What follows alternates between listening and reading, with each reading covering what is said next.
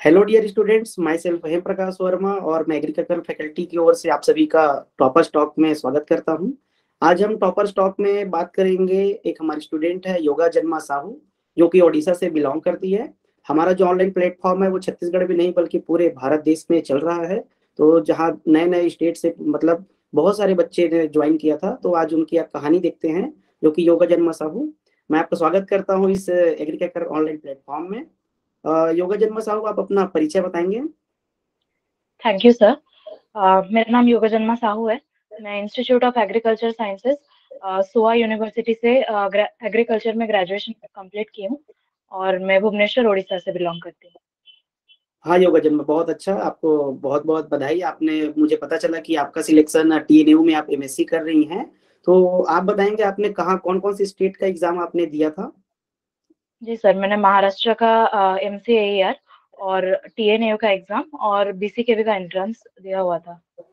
तो आपका वहाँ रैंक कैसा था और आपने कैसे प्रिपरेशन किया? एक मतलब उड़ीसा से रह करके दूसरे स्टेट के एग्जाम आपने कैसे, उसके बारे में इंफॉर्मेशन मिली और कैसे आपने प्रिपरेशन किया, उसके बारे में थोड़ा सा बताएंगे? जी सर, मेरा बेसिकली एम JRF के लिए, JRF हॉर्टिकल्चर के लिए था। तो उसके प्रिपरेशन के चलते हुए मैंने अदर स्टेट्स के एग्जाम के लिए अप्लाई किया हुआ था, क्योंकि मुझे मुझे वहाँ पे भी अपॉर्चुनिटीज मिली। और मतलब हर जगह पे अदर स्टेट का कोटा रहता है। तो उस हिसाब से मैंने पहले सिलेक्शन किया कि कहाँ पे कोटा है और कहाँ पे नहीं है। उस हिसाब से मैंने एग्जाम अपियर किया हुआ था। महाराष्ट्र का एग्जाम सबसे पहले था और बेसिकली JRF के प्रिपरेशन के हिसाब से कुछ एक्स्ट्रा प्रिपरेशन करने की जरूरत नहीं पड़ी और उसी प्रिपरेशन में ही मैंने महाराष्ट्र और अदर स्टेट के एग्जाम का प्रिपरेशन किया। ये वजन में मेरा एक सवाल है कि आप उड़ीसा से बिलोंग करती है और हम लोग का जो एग्रीकल्चर है वो छत्तीसगढ़ में है। तो हमारे कोचिंग के बारे में आपको कैसे पता चला, कहाँ से, मतलब सोर्स ऑफ इंफॉर्मेशन आपको कहाँ से मिला? जी सर, मुझे दोस्तों से और सोशल मीडिया से पता चला। तो मुझे ये मैंने एक दो डेमो वीडियोस भी देखा, जो मुझे बहुत अच्छा लगा। मतलब ऐसा नहीं है कि मतलब हर जगह दूसरे कोचिंग्स को मैं जब देखती हूँ तो वहाँ पे ज्यादा फोकस वो डेटा और मतलब सब्जेक्ट के ऊपर रखते हैं, लेकिन फंडामेंटली क्लियर हर जगह में मैं इतना देखने को मुझे नहीं मिलता। लेकिन मैंने जो डेमो वीडियो देखा था उसमें मुझे बहुत फंडामेंटली क्लियर मतलब फील हुआ, तो इसीलिए मैंने सोचा ज्वाइन करने के लिए। हाँ, जैसे कि आप देख पा आप आपको लगा होगा कि आप जैसे उड़ीसा से हैं तो आपका लैंग्वेज अलग है, हमारे छत्तीसगढ़ का लैंग्वेज अलग है। तो आपको लैंग्वेज में कोई प्रॉब्लम हुई हमारे कोचिंग से पढ़ाने में? मीन्स अब हिंदी इंग्लिश में आपने कैसे मैनेज किया, या आपको हमारी फैकल्टीज ने कैसे टीच किया, कौन से लैंग्वेज में आपको? नहीं सर, बेसिक मोड तो हिंदी ही था और कुछ दिक्कत बिल्कुल नहीं हुआ, क्योंकि सारे टीचर्स बहुत फ्रेंडली थे और हिंदी में ही टीच कर रहे थे। हाँ, क्योंकि टर्मिनोलॉजी है वो तो इंग्लिश में आपको पढ़ना ही पड़ता है, जैसे आप जी हॉर्टिकल्चर सर, से हैं जी तो सर। वो तो आपने पढ़ा होगा। मैं ये जानना चाह रहा था कि आपका ग्रेजुएशन कौन से स्ट्रीम से हुआ? मीन्स बीएससी एग्रीकल्चर किया आपने कि बीएससी हॉर्टिकल्चर किया? सर BSc एग्रीकल्चर से हुआ है। तो बीएससी एग्रीकल्चर, यहाँ पर एक सवाल मैं आपसे पूछूंगा कि बीएससी एग्रीकल्चर आप कर रहे थे, फिर आपने हॉर्टिकल्चर में स्कोप आपने देखा, फिर वो कैसे आपने सब्जेक्ट्स को उसको कौन सा मेजर माइनर आपने सब्जेक्ट पढ़ा, कैसे प्रिपरेशन किया हॉर्टिकल्चर के लिए? क्योंकि आप बीएससी एग्रीकल्चर कर रहे थे तो उसमें बहुत सारे सब्जेक्ट होते हैं, तो आपने कैसे हॉर्टिकल्चर के लिए अपना समय निकाला? सर एक्चुअली ये डिसीजन मुझे पहले भी थोड़ा मतलब बहुत सोच समझ के लेना पड़ा। और मैं भी बहुत कंफ्यूज थी कि मतलब एग्रीकल्चर से रह के हॉर्टिकल्चर चूज करना मुझे भी बहुत टफ लगा। लेकिन मुझे ये सब्जेक्ट बहुत पसंद था, तो इसीलिए मैंने जो सोचा कि हम इसमें ही पोस्ट ग्रेजुएशन के लिए अप्लाई करूंगी। तो मैंने टाइम मैनेजमेंट का इशू रहा सर बहुत। लेकिन फिर भी मतलब कुछ पोर्शन जनरल एग्रीकल्चर को देके मेजर पोर्शन तो मैं हॉर्टिकल्चर के लिए ही देती थी, क्योंकि मेरा एम था JRF के लिए। तो इसीलिए उस लेवल के सारे एग्जाम देने के लिए मैंने ज्यादा फोकस हॉर्टिकल्चर में किया था। मीन्स आपने इफेक्टिव टाइम मैनेजमेंट किया। अब हम आते हैं, हर स्टेट में आपने 3 स्टेट में अच्छा रैंक हासिल किया आपने, जैसे महाराष्ट्र हो, टीएनयू हो और बीसीकेवी में। तो हम एक एक एग्जाम का पर्टिकुलर बात करते हैं। तो महाराष्ट्र का आपका रैंक कौन सा था और कितने मार्क्स लाए वहां पर? कैसे कुछ अलग प्रिपरेशन की आवश्यकता पड़ती है? बहुत सारे बच्चे जानना चाहते हैं कि महाराष्ट्र में किस टाइप का एक सिस्टम चल रहा है हॉर्टिकल्चर के लिए। जी सर। महाराष्ट्र में मेरा रैंक था 4 और वहाँ पे 200 मार्क्स के क्वेश्चन होते हैं, और उसमें मैं 125 लाई थी।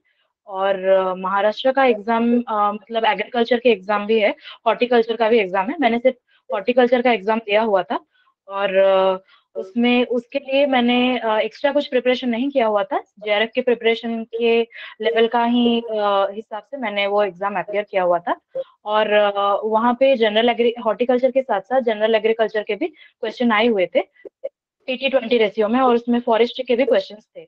तो हॉर्टिकल्चर के साथ-साथ एग्रीकल्चर के जनरल एग्रीकल्चर के पोर्शन और फॉरेस्ट्री के पोर्शन्स भी देखने पड़ेंगे अगर हम महाराष्ट्र की बात करें।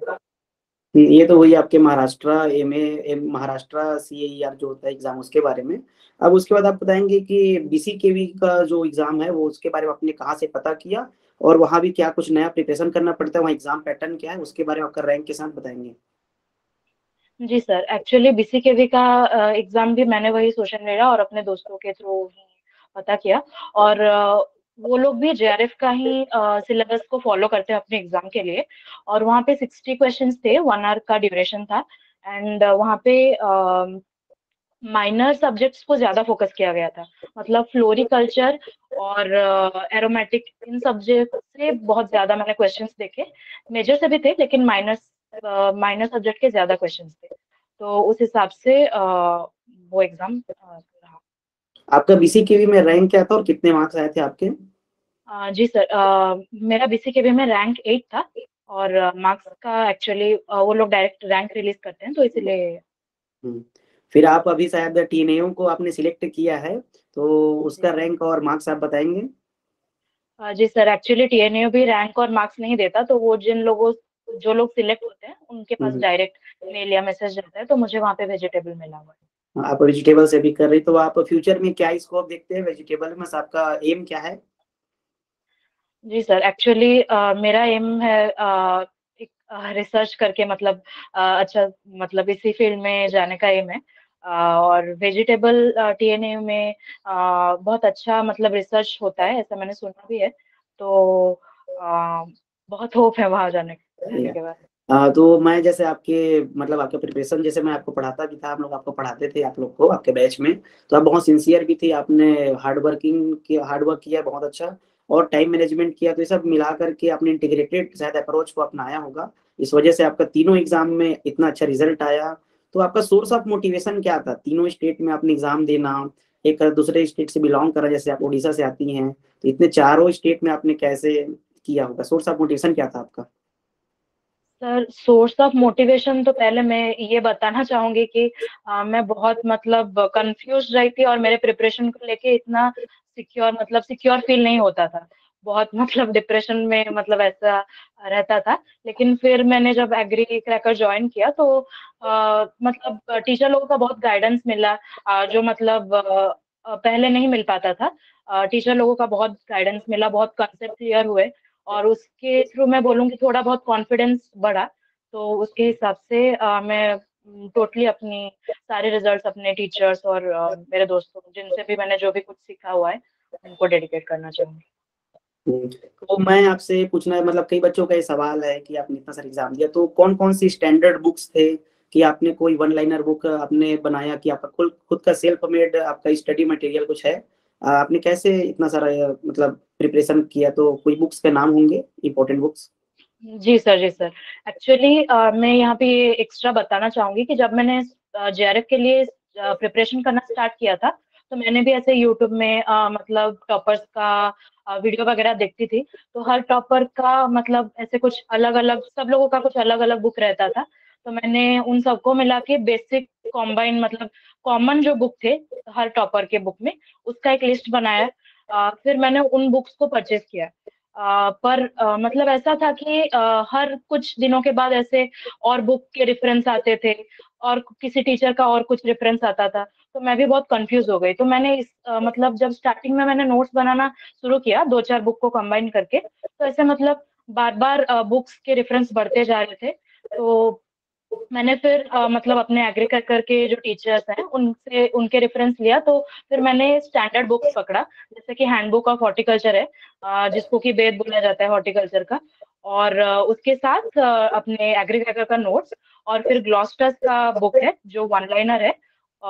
तो इन इन बेसिकली इन तीनों बुक और कुछ स्टैंडर्ड बुक्स हैं, जैसे कि फ्रूट्स है फ्रॉम रंजीत सिंह, और देसराज का बुक फ्लोरिकल्चर के लिए, और ऐसे ही सारे बुक्स रेफर किए, लेकिन मोस्टली फोकस था हैंडबुक पे हाँ और मीन्स आपने ग्लॉस्टर्स जो पे। आपने आपका जो फाउंडेशन था, मुझे लग रहा है कि आप हैंडबुक आप पढ़ रहे हैं, मीन्स आपका फाउंडेशन बहुत अच्छा था, इसी वजह से आपने तीनों एग्जाम में कंसिस्टेंटली बहुत अच्छा रैंक हासिल किया।